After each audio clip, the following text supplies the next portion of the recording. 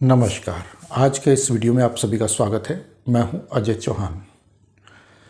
भगवान कल्कि की प्रतीक्षा में इस वक्त संपूर्ण भारतवर्ष है और भारतवर्ष का क्षेत्रफल यानी कि वर्तमान का जो हिंदू बाहुल क्षेत्रफल है वो भारत आज भगवान कल्कि की प्रतीक्षा में है और कहीं ना कहीं ये आभास होने लगा है कि हाँ वाकई अब कल्कि को आ ही जाना चाहिए, क्योंकि जो कली काल है यानी कि ये दैत्यों का जो काल है वो बहुत ही विभत्स स्थिति में पहुंच रहा है।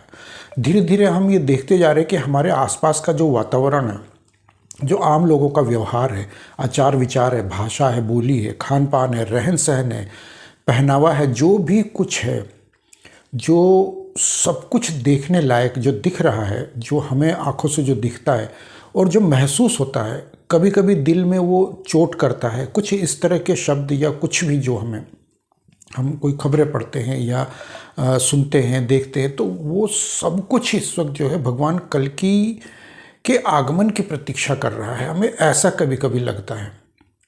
मैं जो कहना चाहता हूँ वो ये है कि वर्तमान की परिस्थितियाँ और आंकड़े जो दर्शा रहे हैं या फिर जो अपराध है, अपराध की प्रवृत्ति है और अपराध बोध जो खत्म हुआ है लोगों के बीच में, वो कहीं ना कहीं हमें ये कह रहा है कि अब कल्कि की आवश्यकता है। लेकिन अगर हम दूसरा पक्ष इसका देखें तो इसमें हम स्वयं जिम्मेदार हैं कि हम कल्कि को आमंत्रित कर रहे हैं, क्योंकि हम दूसरे के भरोसे पर बैठ करके और फिर उसके कंधे पर बंदूक रख के चलाने के आदी हो गए हैं।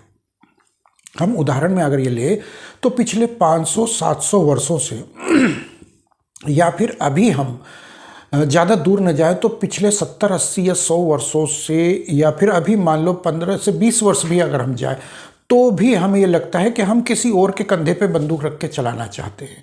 यानी कि हम ये चाहते हैं कि इजराइल जो है वो हमारे शत्रुओं का नाश कर दे, क्योंकि हमारे शत्रु जो हमारे देश के भीतर हैं, जो हमारे मंदिरों पर कब्जा किए हुए, वही शत्रु वहाँ पर भी है।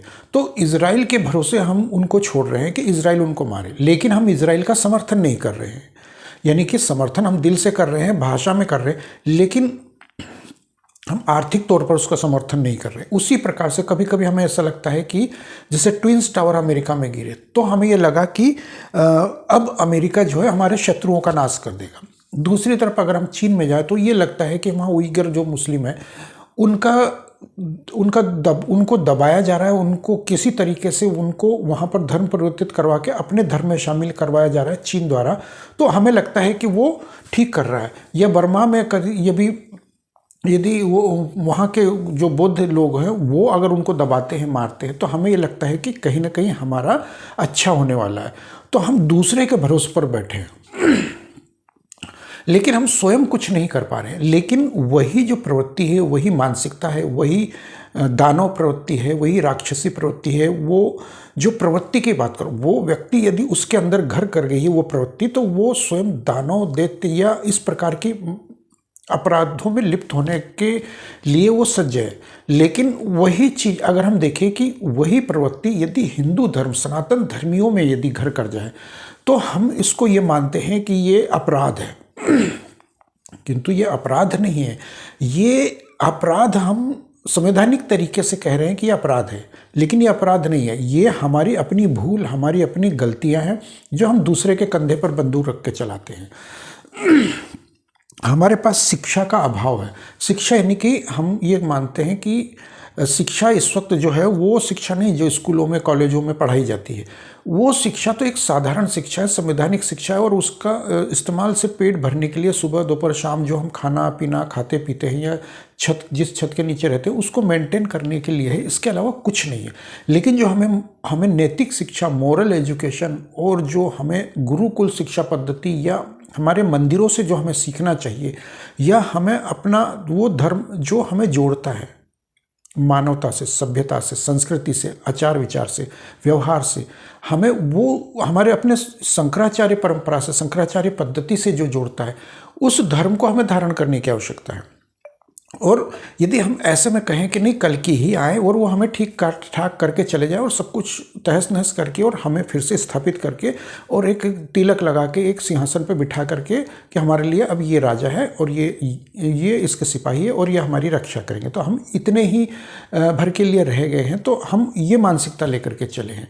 लेकिन आज यदि हमें वर्तमान की परिस्थितियों में अगर इसी संदर्भ को लेकर के आता हूँ, तो जो खबरें हैं वर्तमान की वो हमारे आसपास हमारे अपने ही डीएनए वालों के बीच में, यानी कि सनातन धर्मियों के बीच में वो घटने लगी, वो घटनाएं जो कहीं ना कहीं हमें ये आभास देती है कि अब कल की प्रतीक्षा बहुत ज़्यादा हो रही है।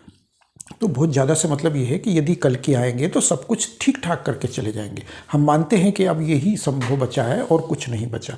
लेकिन दूसरी तरफ अगर हम देखें तो हमारे जो म्लेच्छों का संस्कार है, प्रवृत्ति है, उनकी शिक्षा है, उनके व्यवहार है, वो अब हमारे लोगों के बीच में घर करती जा रही है बहुत ज़्यादा। यानी कि कहते हैं कि किसी काली छाया का, किसी आत्मा का या किसी ऐसी दैत्य प्रवृत्ति का, राक्षसी प्रवृत्ति का जो है वो साया जो है व्यक्ति विशेष पर यदि जब चढ़ जाता है, बुरी आत्माओं का साया चढ़ जाता है, तो वो व्यक्ति हिंसक हो जाता है या फिर अमानवीय कृत्य करने लगता है या इस तरह के तमाम चीज़ें अचानक, जैसे कहते हैं कि मेरे दिमाग में पता नहीं क्या हो गया अचानक, तो मैंने ऐसा कर दिया, गलत कर दिया और मैं माफ़ी चाहता हूँ।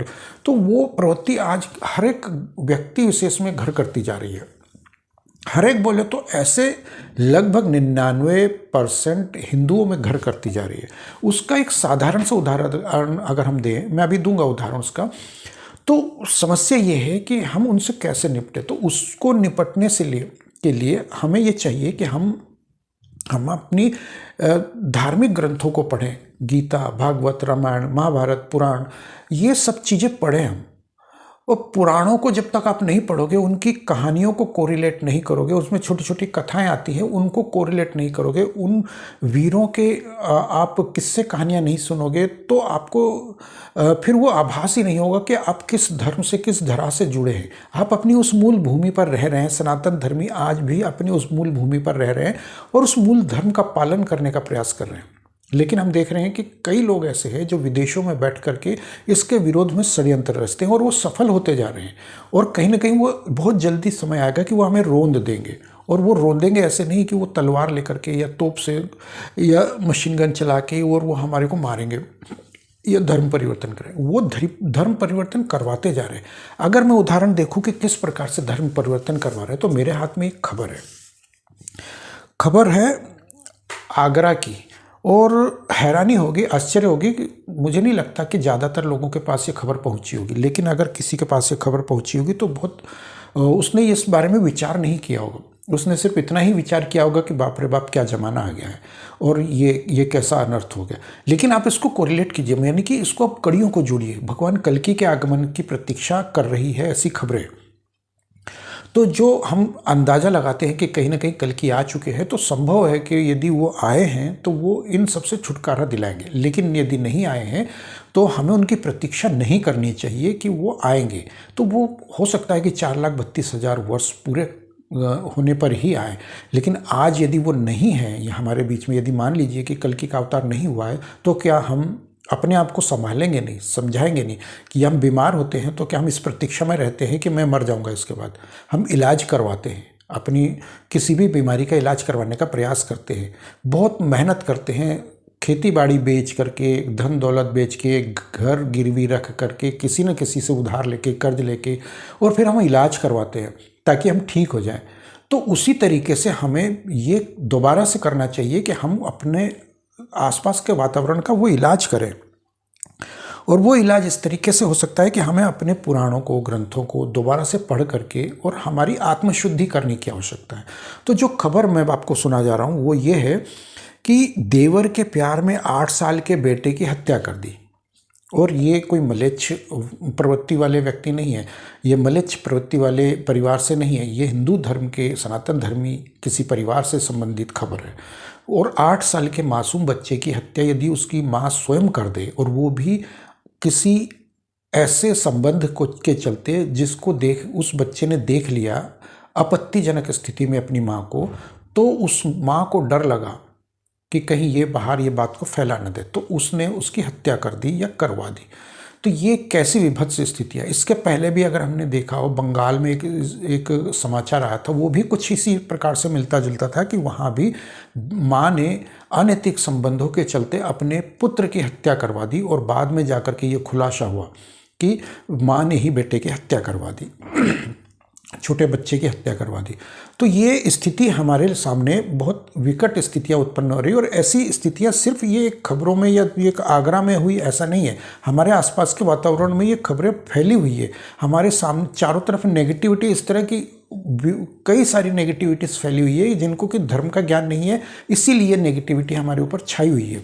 और ये कहीं भी कभी भी किसी भी स्थिति में किसी के साथ भी घटित होने की संभावनाएं बनी हुई रहती है। इसमें आप चाहे कितना भी कर लीजिए, किसी के, मेरे अपने परिवार में हो सकती है, आपके परिवार में हो सकती है, किसी पड़ोसी के परिवार में हो सकती है, दाएं बाएं किसी भी संबंधी के घर में हो सकती है घटनाएं। क्योंकि ये संबंध इस तरह के हैं कि इनमें पता ही नहीं चल पाता कि क्या हो रहा है और क्या होने वाला है। तो खबर कुछ यूँ है कि आगरा में 8 साल के मासूम की हत्या उसकी माँ और चाचा ने मिल करके कर दी। यानी कि चाचा बाप के समान माना जाता है या मित्र के समान माना जाता है, उसी ने अपने सेम डीएनए अपने बड़े भाई के बेटे की हत्या कर दी।